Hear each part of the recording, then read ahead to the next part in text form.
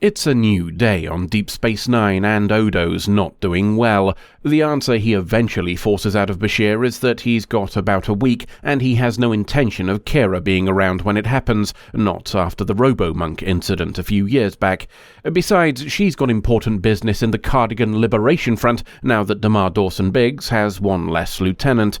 Off she goes with plain simple Garak, leaving Sisko in the infirmary with Bashir and O'Brien. The latter decides it's probably a good idea to let Sisko know what he and Bashir have been up to regarding Section 31, namely the attempt to lure someone here so they can extract data about a cure. And they do mean extract, as Bashir's nabbed a Romulan brainial scraper, despite them being a little bit on the highly illegal side. Sisko's not really got a leg to stand on there, so he leaves them to it. Waiting is the hard part, and O'Brien notices Bashir playing darts in Quarks later on, and despite it being closed. He tried reading but didn't have the focus for it, so settled on a little breaking and entering instead. The two have a quick chat before calling it a night, with Bashir suggesting they both be prepared for visitors. He's on the money. Another uninvited nocturnal visit from Sloan is at least expected this time, and the subsequent force field gives me a chance to make a comment on there being a restrained leather-clad man in Bashir's bedroom. He asks what this is about and is briefly confused when told it's about finding a cure for Odo. That's what he's here to destroy, after all. It takes only a moment for him to realize he's been played. Bashir gives him a second for that to sink in, before pooping yellow at the bugger. Sloan wakes in the infirmary and technologically tied to a bed. Not being in charge of the situation is making him a little sloppy too, as he makes some crudely veiled threats about O'Brien's family and is subsequently mocked for his lack of professionalism by Bashir. Claims that he knows nothing about the cure are battered away as well. Sloan's not the sort for mass destruction, so he'd only be here to delete the relevant data, and to do that, he'd need to know exactly what he was looking for. Bashir revealing the Romulan brainial gizmos is the final straw for Sloan. Realizing he's been backed into a corner, he calls Bashir a dangerous idealist, clamps his jaw, and Bashir's medical equipment sounds an alarm to tell us he's dying. He's used an implanted brainial scrambler, and despite Bashir preventing it finishing the job, there's still enough damage to kill Sloan within the hour. The Romulan brainial gizmos will no longer work on Sloan, but Bashir's not letting a minor detail like that get in the way of things. Instead, he jury-rigs a whole machine that'll allow him to connect his own mind to Sloan and go in to find the cure himself. Not exactly the safest method, even before you consider that he'll die if still connected when Sloan carks it. 2 suits of plot armor are better than 1, thinks O'Brien, so he decides he's going in as well. With a warning that they've got a little over 40 minutes before Sloan does a dead, in they go. They find themselves in a DS9 lift, which is certainly a very handy choice of visualization from a set-building point of view. Some jump-scare silliness ends with the doors opening, and Sloan, who's out of his gimp suit now, welcomes them to his brain. Obviously, Bashir and O'Brien want to get the cure and bugger off sharpish, but Sloan's attempts to provide it are garbled. He says it's because part of him wants them to meet some people first, so off we go to a party. I suppose it's technically a pre-wake, as the crowd is made up of friends and family. Sloan apologizes to them all for placing Section 31 ahead of everything else, and how that affected the people in his life. Moreover, he sees what a bloody awful deal this was for him as well, though doesn't go so far as to say he regrets it, I note. It's still enough to receive a compliment from a woman who Sloan introduces as his wife. She's also holding something important for him in her bag, the tablet containing Odo's cure, presumably, but we don't get to see it as casual Sloan gets murderized by FetLife Sloan. He buggers off from the now empty room, so we follow, and find ourselves in what looks like the Defiant. It would appear at least part of Sloan is still in business mode. Back in reality, their shenanigans have been discovered. Not that anybody can do a bloody thing about it, but at least Sisko's got time to think of a particularly inventive punishment now. While he does that, Bashir's watching the clock. We've got another 20 minutes by his calculations, so it's handy that we found someone who looks distinctly Section 31. What's less handy is the guy saying we're trespassing, and when Bashir gets mouthy, him pooping yellow at us. Even less handy than that is it resulting in an injury. O'Brien takes care of the lad, but not before being injured himself. Being brainially shot hurts just as much as being really shot, it would seem, so O'Brien says it's time to get the bloody hell out of here. That's going to be a problem, as Bashir just tried triggering the signal he'd set up to break the link, and it didn't work. They're out of options, meaning all that's left is to sit around and chat about how they like each other a bit more than they let on. It also gives Bashir a chance to realise he proper fancies Dax now as well, but bugger all of that as there's a cliché coming down the corridor towards them. O'Brien concludes it's death, and after a little consideration, decides it can fuck right off. Up they both get to try and open one final door. The door, it would appear, was the exit. Bashir and O'Brien wake up, but Bashir wants to have another go. Not an option from the looks of things, as after some science bollocks, Sloan does a dead. Perhaps Bashir was wrong with his time estimates earlier. Odo takes the news well enough and thanks Bashir for the effort, then tells him to bugger off. With nothing better to do, he returns to his quarters and tries to read. He's in O'Brien's quarters shortly afterwards with the book. It's the one he was struggling with earlier, and upon picking it up again now, discovered there was no more story. And that, thinks Bashir, is because we're still in Sloan's brain. That's why Bashir can't see the rest of the book, because he doesn't already know it.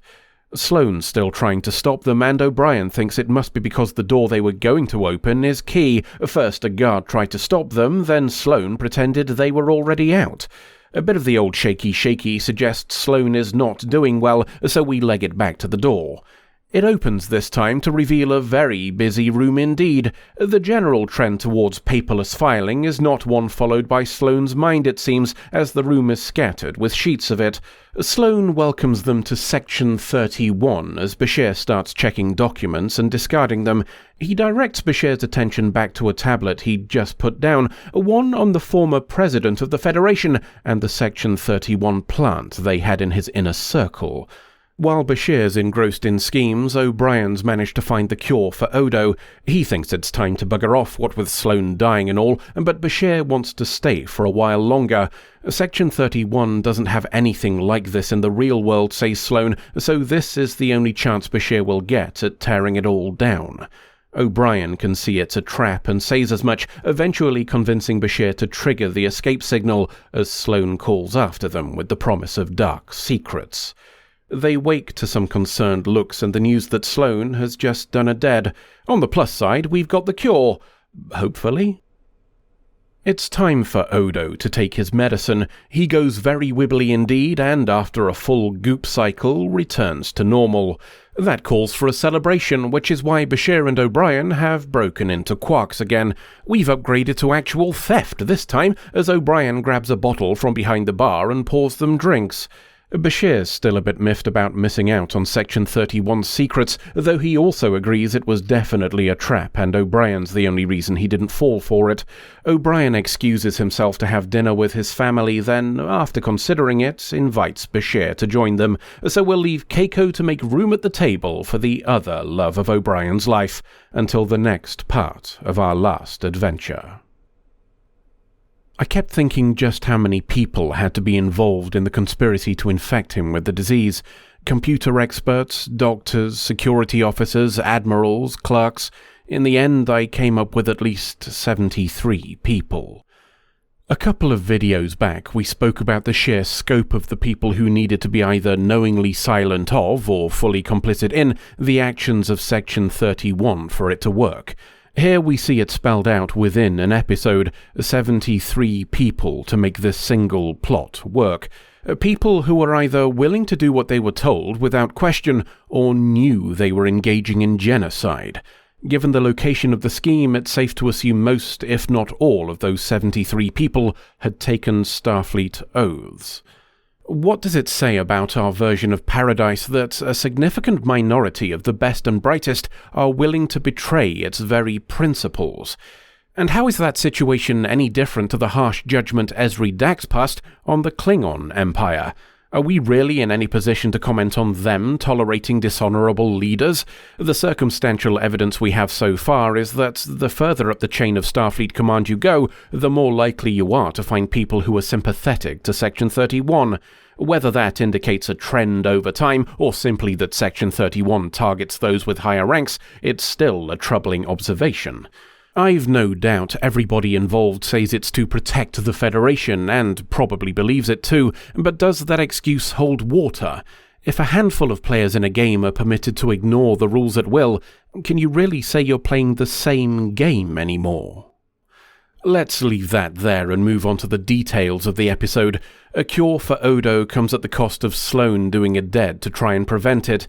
Say what you will about his goals, but he certainly believed in the necessity of them enough to die for them. And kill for them as well, of course. Not only would he have allowed Odo to die, he'd have willingly killed O'Brien and Bashir to make it happen as well. That, in itself, is a point of note. Sloan's previously said the Federation needs men like Bashir, that he does what he does to protect such people. But when it comes down to those same people exercising the very conscience that Sloan claims is the whole reason for his existing, he decides they're necessary sacrifices after all. That's the problem with ignoring principles to protect them. If you make a habit of it, you get so good at mental gymnastics that you can rationalize anything, like handing over military details to the Dominion because you're convinced the war can't be won and this will cause the fewest casualties. The reason why I bring up Bashir's fellow members of the Gene Fiddling Club is because a thought occurred to me while watching this. When we're in Sloan's brain office near the end, with detailed documents on so very many Section 31 operations, it occurred to me how much mental acuity such a collection would require. The very thing we went to find as a good example, Sloan has details on the components for a founder cure, despite presumably having no personal background in either medicine or biology. How many other files contain data from similarly specialized fields of knowledge? And that got me thinking. A wide-ranging and prodigious knowledge of varied subjects, coupled with a faith that the conclusions you've reached must be correct? Why, those are traits we've seen before. Is it possible that Sloan is genetically enhanced?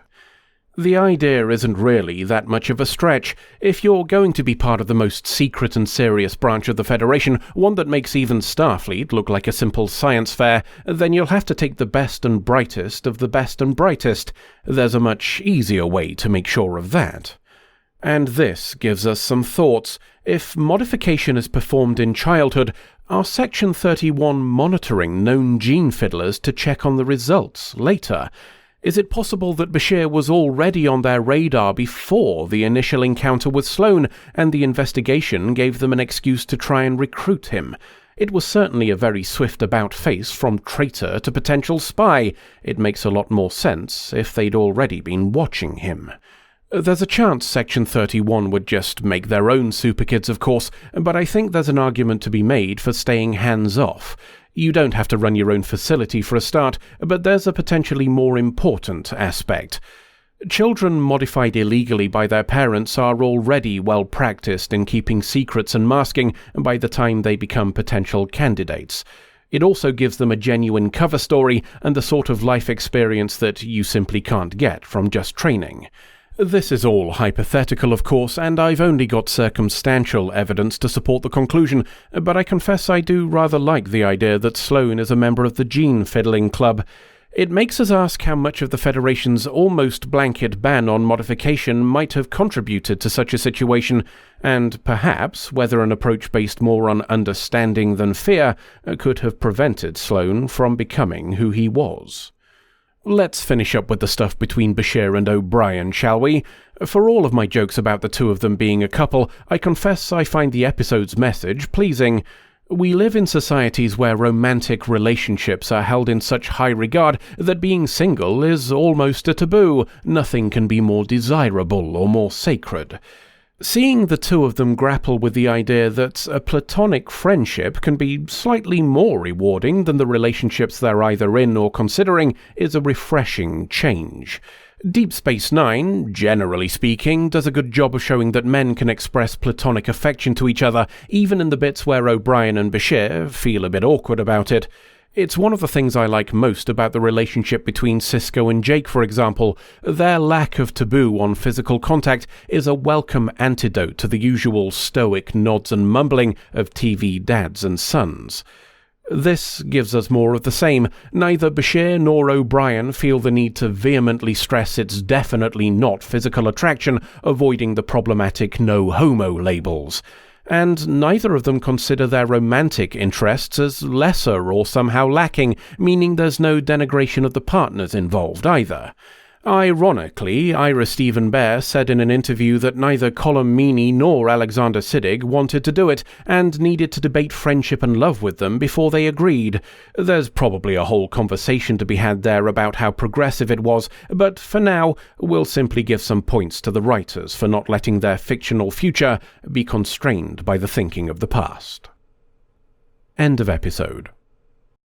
I hope you're in the mood for this today. We're running out of time. Yes, all right. Getting off the internet. The way I see it, you've got two main options. Short and to the point, a good start. Do you pair plan to be critiquing me the whole way? I'm offering positive feedback. Yeah, you're doing well. What are the choices? Option 1 is the simplest, quickest, and least involved. Sounds perfect. I'm sure this definitely isn't a setup with a twist in the tail. Just to be clear, that was sarcasm. His voice software can't handle it. You asked for options and I'm giving them. Alright, fine. What's option 1? You delete yourself. I fucking knew it. Woof.